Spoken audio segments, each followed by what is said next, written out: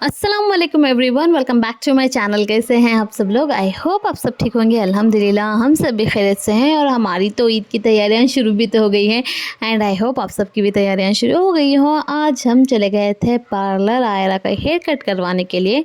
आयरा का hair cut तो हो गया था तो ख़ुद की पैम्परिंग भी तो ज़रूरी है ना, इसलिए मैंने सोचा मैं भी थोड़ा बहुत हेयर कट करवा लूँ। कराने के बाद ये फिर से नेक्स्ट डे का क्लिप है।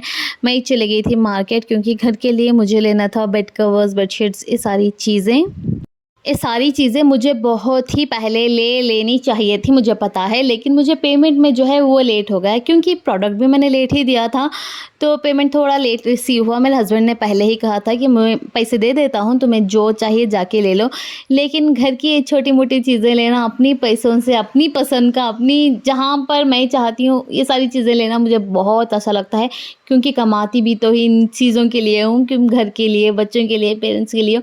तो I love spending my money on all this things. तो मैंने सोचा नहीं, मैं अपने ही पैसों से लूँगी, तो मैंने डिले करती गई और आज जाके मुझे टाइम मिला तो घर की सारी चीज़ें मैंने ले ली। लेने के बाद फिर से मार्केट आ गई ताकि आयरा के लिए उसके मैचिंग के हेयर क्लिप्स और बैंगल्स ले सकूं, लेकिन अनफॉर्चुनेटली ज़्यादा कुछ मुझे उसका मिला नहीं। वो लेने के बाद मैं आ गई घर और मेरी ये बहुत ही बड़ी और बहुत शायद अच्छी या बुरी पता नहीं आदत है, मैं कुछ भी लूँ, कुछ भी, अब अगर एक पिन भी लूँ ना, वो ले आने के बाद घर पे मुझे मम्मी को दिखाना ही होता है एंड उनकी एडवाइस भी मुझे लेनी होती है कि जो मैंने लिया है वो सही है या नहीं, और दाम भी मैं पूछ लेती हूँ मैंने इसे इतना दिया है, क्या दे सकते हैं या नहीं, क्योंकि अगर वो कह दे ठीक है तभी मुझे सेटिस्फैक्शन होता है। तो यहाँ पर सारी चीज़ें मैं मम्मी को दिखा रही थी और इनका सारा प्राइजेस जो है वो बोलती जा रही थी ताकि मम्मी मुझे सैटिस्फैक्शन के लिए प्राइजेस का जो अमाउंट मैंने कहा था उसके लिए कहे ठीक है इसे दे सकते हैं इतना प्राइस। तो ये सारी चीज़ें यहाँ पर मैंने मम्मी को दिखा दी। दिखाने के बाद आज चांद रात है और मेहंदी ना लगे ऐसा तो हो नहीं सकता एंड मुझे स्पेशली मेहंदी का इतना कोई शौक़ है नहीं, लेकिन मम्मी और मेरे हस्बैंड की वजह से लगाना पड़ता है। तो यहाँ पर आ गई थी मेरे हस्बैंड के फ्रेंड की बेटी मेहंदी लगवाने के लिए। ये अपने ही घर पे ऑर्गेनिक मेहंदी की कोन्स भी बनाती हैं जिसका मैंने पहले दिखाया हुआ था, उसी के ऊपर नंबर भी अवेलेबल है, और घर पे आके मेहंदी लगाने का भी काम करती हैं और बहुत ही अच्छा माशाल्लाह बहुत ही खूबसूरत जो है मेहंदी लगवाई थी उन्होंने। मुझे काम इतने ज़्यादा थे, मैंने बस एक ही हाथ पे लगवाया। मैंने सोचा दोनों हाथ लगा के बैठ जाऊँगी तो बहुत देर हो जाएगी, तो बस एक ही हाथ पे मैंने मेहंदी जो है वो लगवाई थी। फिर हो गई इफ़्तार का टाइम और आज जो है इस रमज़ान का आखिरी इफ़्तार है तो मैंने मम्मी को घर पे ही बुला लिया था। थोड़ी बहुत जो चीज़ें हैं वो बाहर से लेके आए और इफ़्तार कर लिया हम लोगों ने अल्हम्दुलिल्लाह। जो बेडशीट्स वगैरह सारा लेकर आई थी वो बिछाने की बारी थी, तो यहाँ पर मैं बेडशीट्स डाल ही रही थी, देखा कि बेडशीट बहुत ही ज़्यादा छोटी है बेड के मुकाबले में। तो फिर से अगेन मैं और पापा जो है बेडशीट लेके रात के 9 बजे चले गए थे मार्केट ताकि वो एक्सचेंज कर सकें। और रास्ते में पेट्रोल सर गया तो यहाँ पर देखें पेट्रोल पंप में इतनी भीड़, पता नहीं लोगों क्या कर रहे हैं, हर जगह भीड़ ही भीड़ लगी हुई है। और फिर जाके बेडशीट्स वगैरह सारा चेंज किया हमने, एक्सचेंज करने के बाद हम वापस आ रहे थे घर।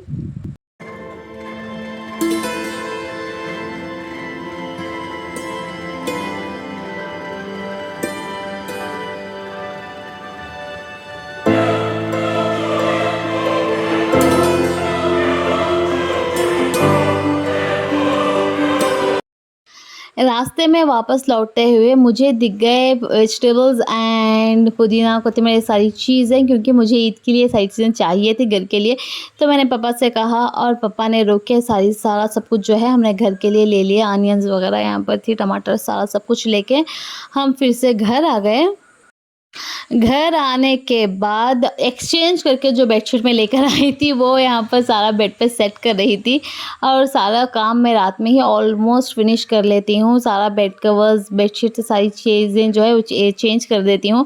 तो यहाँ पर बेडशीट्स वगैरह तो चेंज हो गई थी और अब बारी आती है हमारे सोफ़ा कवर्स की जो मैं सुबह लेकर आई थी, और ये रहे वो।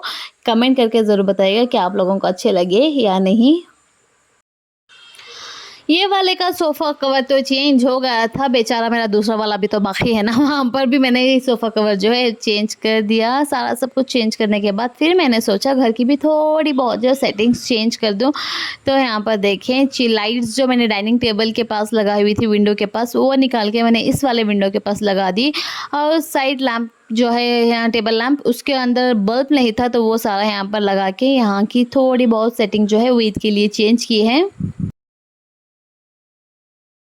लिविंग रूम तो सारा सब कुछ हो गया था। अब बारी आती है हमारी डाइनिंग एरिया की। तो यहाँ पर देखें इसकी हालत कितनी बुरी हो रखी है। तो मैं बस थोड़ी देर में सारी सेटिंग चेंज करके फिर आप लोगों को दिखाऊंगी।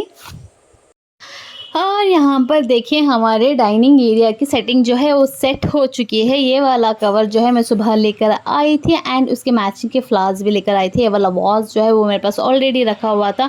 इन सारी चीज़ों को अरेंज करके मैंने यहाँ पर डाइनिंग एरिया सेट कर दिया है अपना।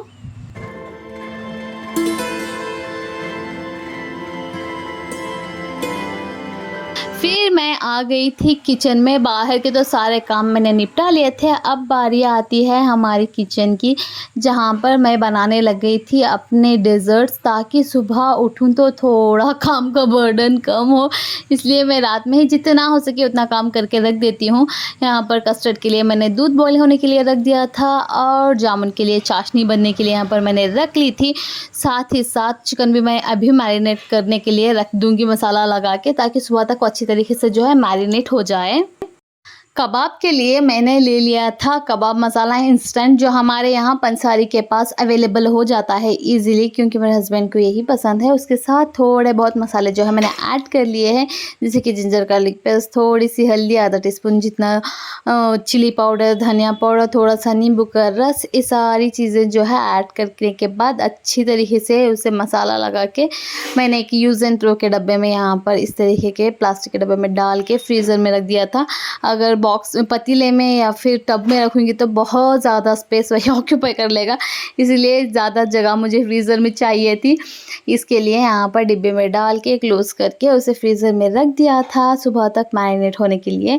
रखने के बाद मुझे याद आया कि मैंने तो इसमें कुकिंग ऑयल डाला ही नहीं। फिर से निकाला और फिर से थोड़ा बहुत कुकिंग ऑयल डालने के बाद फिर से अच्छी तरीके से मैरिनेट किया, मिक्स किया सॉरी। उसके बाद फिर से रख दिया था फ्रीज़र में।